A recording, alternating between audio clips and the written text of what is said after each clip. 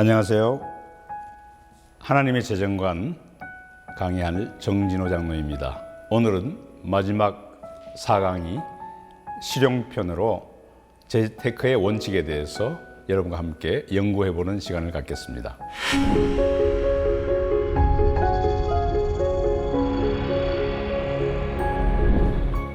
우리가 재정관리, 재테크를 생각할 때 세 가지 개념 정리를 먼저 해야 될 필요가 있습니다. 첫 번째가 저축에 대한 개념, 두 번째가 소비, 마지막으로 투자. 이 개념 정리가 가장 중요한데, 제가 미국 프루덴셜 금융그룹에 있을 때 어린이 경제교실에서 사용했던 그 자료가 가장 정확하고 심플하고 알기 쉬워서 한번 사용해 봤습니다. 첫 번째, 여러분 저축이 무엇일까요? 우리 자녀들에게 저축이란 이것이라 이렇게 이야기할 때 한마디로 저축이라는 것은 나중에 꼭 필요한 곳에 쓰거나 우리의 꿈을 이루기 위해서, 어떤 꿈을 이루기 위해서 소비를 하지 않고 돈을 모으는 것입니다. 선진국에서는 여러 가지 연금 제도가 잘 되어 있기 때문에 노후를 위해서 만약에 우리가 20대 청년의 때 첫 직장에 들어가게 되면 자기 연봉의 약 한 12% 정도만 매월 꼬박꼬박 저축해서 노후에 필요한 자금으로 쓸 수 있습니다. 그러나 한국 경우는 국민연금이라든지 연금제도가 너무 우리의 노후 생활을 보장하지 못하기 때문에 우리가 첫 직장을 들어갈 때부터 약 월급의 25%까지 우리가 저축해야 될 필요가 있습니다. 따라서 저축이라는 것은 일종의 투자인데 장기적인 투자를 의미합니다. 그리고 저축은 얼마나 많이 모았느냐라는 금액보다도 어떻게 적금해서 어떻게 모았고 이 저축을 해서 무엇을 위해서 쓸 것인가, 목표를 정하는 것이 중요합니다. 그리고 꼭 명심해야 될 것은 젊었을 때부터 저축하는 습관이 가장 중요합니다. 결혼 전 5년, 결혼 후 5년, 이 10년간의 저축의 습관이 그 사람의 흑자 인생을 보장한다고까지도 이야기하고 있습니다. 두 번째, 소비에 대해서 한번 생각해 보겠습니다. 소비라는 것은 지금 내가 원하는 것을 소비하는 것이 아니라 내가 가장 필요한 것, 프라이어리티죠. 필요한 것부터 먼저 구입을 하는데 가진 돈의 범위 안에서 품질과 가격을 비교해서 구입하는 것입니다. 따라서 충동 구매, 예를 들어서 홈쇼핑 TV라든지 중독성 소비가 가장 위험합니다. 합리적인 소비가 가장 중요하죠. 그리고 좋은 소비가 가장 좋은 투자인 것, 여러분 꼭 명심하셔야 됩니다. 좋은 소비란 무엇일까요?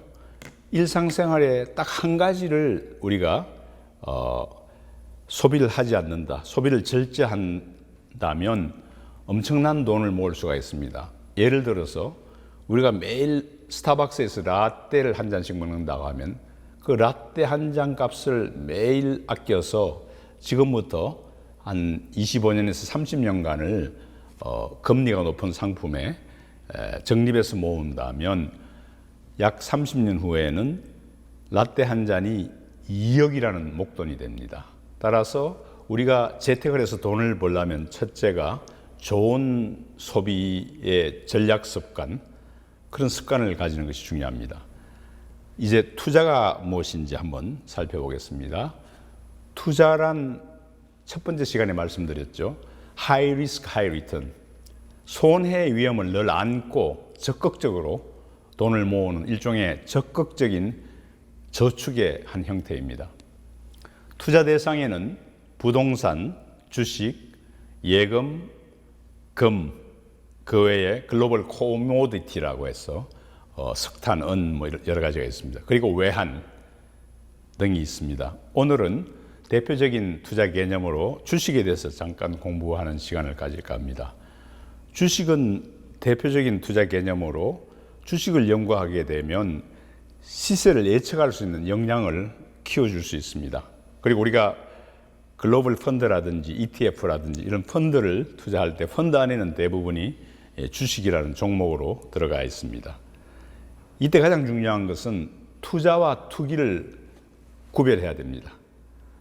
예를 들어서 과다한 빚을 내어서 신용으로 그리고 짧은 시간 안에 하루라든지 한 달 안에 어떤 큰 돈을 벌기를 원해서 어떤 종목에 시세 투자를 한다든지 할 때는 이것은 일종의 도박이고 카지노입니다. 성경 개념에도 반하는 것입니다. 성경에도 조급히 돈을 벌려는 자는 망한다고 했습니다. 그래서 우리가 투기는 배제하고 투자를 해야 될 것입니다. 글로벌 마켓에서 펀드의 제일 유명한 피델리티라는 회사가 있습니다. 피델리티의 주식 원칙에는 주식은 위험한 자산이기 때문에 투자 대상이기 때문에 개인으로 투자할 때는 집을 2채 가진 사람이 투자해야 된다. 왜냐하면 주식 투자하다가 한 채가 날아가더라도 자기의 주거는 확실하게 확보된 사람이 할 수 있다. 이 정도로 리스크가 있다고 이야기하고 있습니다. 자, 이제 주식 가격, 주가에 영향을 미치는 요인을 같이 한번 보겠습니다. 주가의 영향은 두 요인이 있습니다. 첫째가 기업의 내적 요인이 있고 두 번째가 매크로적인 환경이 주는 요인이 있습니다. 기업의 요인, 내적인 요인은 6가지가 있습니다. 경영자의 퀄리티, 역량, 또 그 회사의 주요 아이템의 시장 점유율, 마켓쉐어, 또 경영의 성과, 매 분기별로 발표하죠. 그리고 재무구조의 건전성, 그리고 그 기업의 미래를 보는 R&D의 개발 능력, 마지막으로 사회적으로 미치는 그 기업의 이미지, 이렇게 6가지가 그 기업의 내적 요인으로 주가에 영향을 미칩니다. 매크로적인 환경에는 6가지가 있습니다. 경기, 국민 소득의 레벨, 정부의 재정 정책의 통화량이라든지 금리 정책, 또 물가의 수준, 환율. 특히 한국은 수출 기업이 많기 때문에 환율에 민감한 반응을 하게 됩니다. 이 총 12가지의 요인을 잘 분석해서 주가를 예측하게 됩니다. 이런 예측을 하고 관리하는 직업이 펀드 매니저의 직업인데 세계적으로 펀드 매니저로서 유명한 피터 린치가 쓴 책, 번역판이 있습니다만 투자 이야기라든지 또 더 근본적인 공부를 하실 분은 벤자민 그레함이라는 가치 투자의 세계적인 창시자가 있습니다. 그분이 쓴 책 중에서 번역된 현명한 투자자 이런 책들을 보시면 좀 더 깊이 공부할 수 있습니다. 자, 이제 본격적으로 가정의 재정은 어떻게 운용해야 될지, 가정의 재정은 다음과 같이 핵심 4가지를 봐야 됩니다. 첫 번째가 가정의 재정 운영 책임자를 정해야 합니다. 우리 가정의 CFO가 누가 될 것인가? 그것은 성별로 따지는 것이 아니라 그 부부가 누가 가장 원칙주의자고 가장 안정적으로 일을 하느냐에 달려 있습니다. 예를 들어서 쉽게 분별할 수 있는 것은 자동차를 몰 때 어떤 배우자는 차선을 일직선으로 잘 지키는 사람이 있습니다.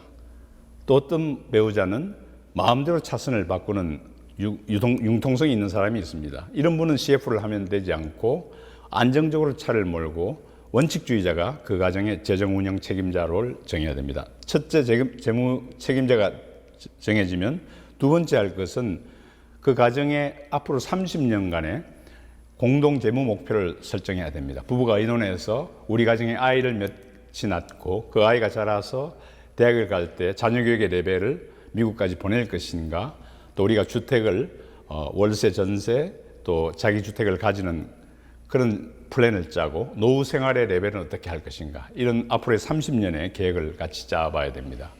그리고 세 번째로 그무 30년간의 수입 예산과 지출 예산을 같이 해봐야 될 것입니다. 예를 들어서 여러분이 백지가 있다면 흰 종이에 같이 한번 그려볼까요? 다음 같이 한번 그려보죠. 하단에 쭉 시계를 오른쪽으로 그어서 하단 우측으로 갈수록 나이가 점점 많아집니다.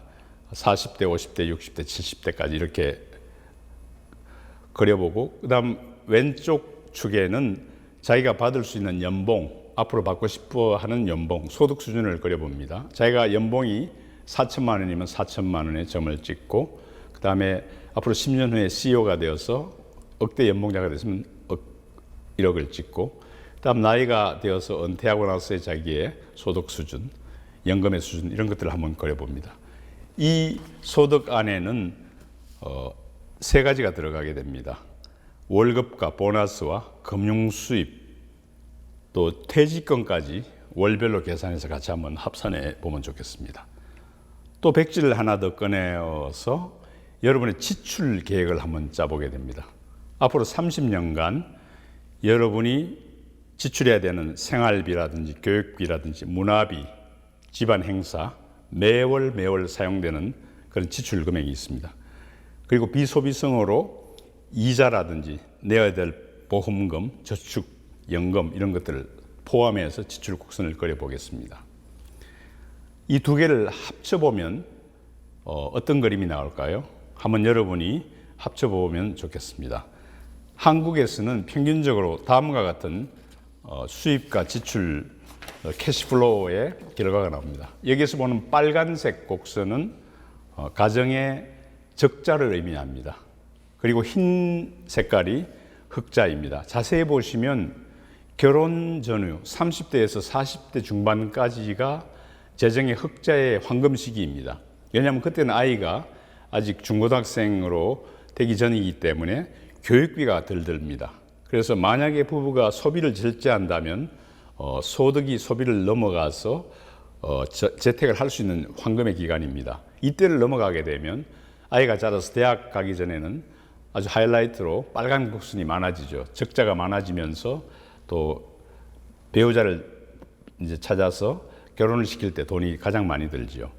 그 후로 다시 은퇴하고 나서 젊었을 때 저축의 정도에 따라서 빈곤한 노후 생활을 할 것인가, 적정한 노후 생활을 보낼 것인가 이렇게 정해집니다. 이 30년간, 40년간의 자기의 소득과 지출의 곡선을 꼭 한번 계획해 보시는 게 중요합니다. 재택의 핵심은 다음과 같이 6가지가 있겠습니다. 첫 번째가 부부라면 통장을 하나로 만들어야 될 것입니다. 왜냐하면 돈은 영적인 힘이 있다고 그랬죠. 그래서 만약에 부부가 서로 모르는 통장을 가지고 있다면 이거는 부부가 아니라 영적으로 나눠져 있는 부부입니다.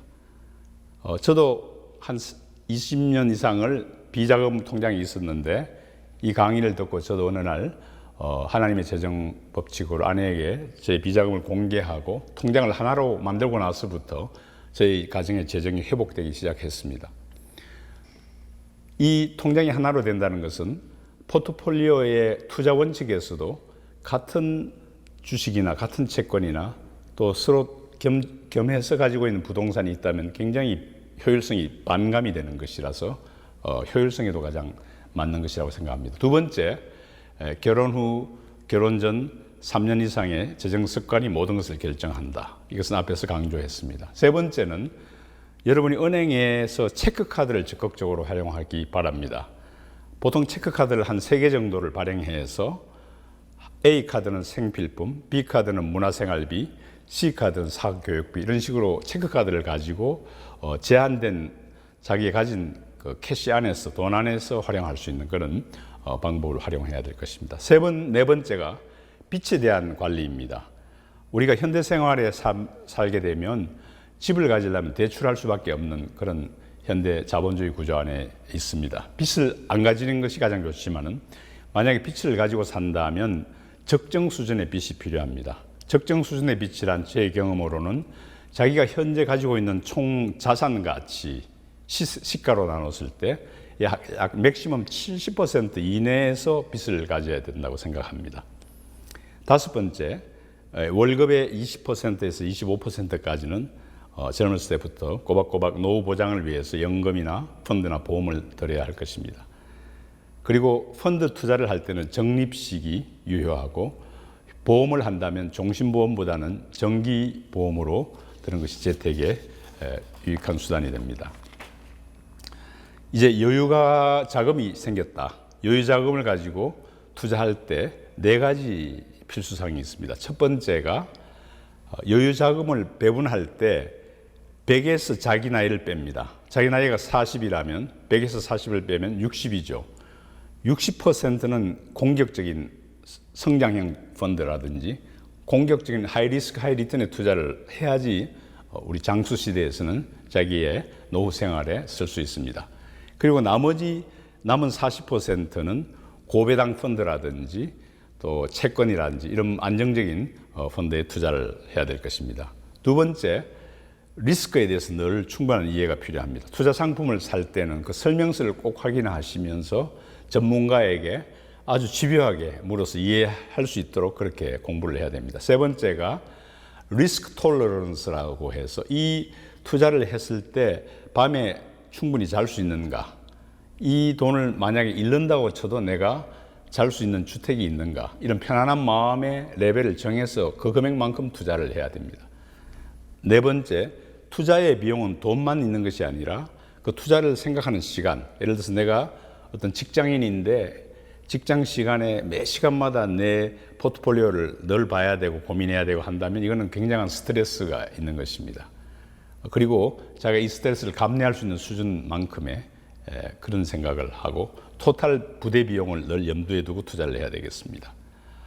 그리고 투자는 자기 나이에 따라서 투자의 그 중점이 달라지게 되죠. 예를 들어서 20대에는 청약 통장이라든지 이런 것들을 가지게 되고 30대는 비과세 상품 같은 것을 주로 포커스를 맞춰서 투자하고 40대가 되면 보험 변액연금이라든지 지수연계형 좀 수익률을 조정하면서 안정적인 투자로 바꿔가고 50대, 60대가 되면은 즉시연금이라든지 특히 영모기지론은 많이 사용할 수 있으면 좋겠습니다. 영모기지론이라는 것은 자기 집값에서 약 시가로 평가해서 60% 범위 안에서 지금부터 노후에서 사망까지의 기간 동안 매달 자기가 원하는 금액만큼 월급처럼 한 달에 100만 원, 200만 원을 밖에 은행과 어레인지를 하고 만약에 사망하게 되면 그때 남는